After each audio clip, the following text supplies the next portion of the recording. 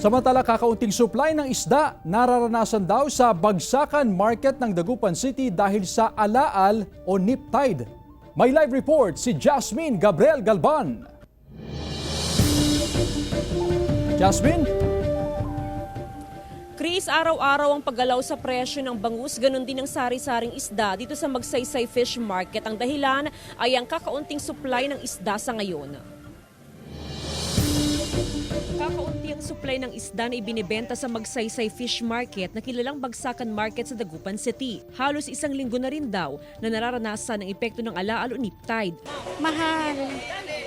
Dahil nga kukonti dumarating. Pero pag maraming dumarating, mura. Bunsod nito, may kataasan ng presyo ng isda ngayon sa pamilihan. Mas mable. Sabi nila mahal daw kaya konti lang. Sa Dagupan City, nakabantay ang mga bangus growers sa kanilang mga palaisdaan dahil sa nararanasang alaal o nip tide. Ibig sabihin, mababa ang antas ng tubig sa mga palaisdaan. Bunsod nito, apektado ang paghinga at paglaki ng mga alagang bangus. Kung hindi mabantayan, posible itong mauwi sa gataw at fish kill. Masyadong mababa. So anong dapat gawin? Especially ngayon na taglamig, magbawas. Nakabantay din ng otoridad sa mga pamilihan, lalo ngayong may 10 lugar sa bansa na positibo sa red tide toxin. Sa kabila nito, binigyang din ng otoridad na nananatiling red tide free ang mga baybayin sa Pangasinan at maging sa Hilagat Gitnang Luzon.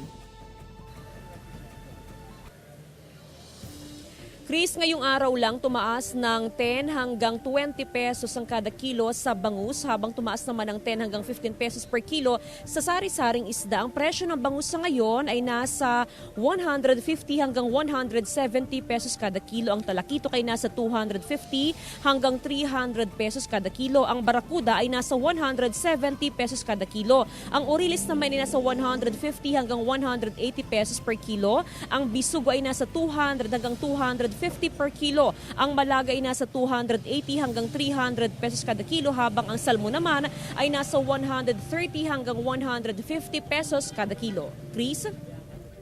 Maraming salamat, Jasmine Gabriel Galban.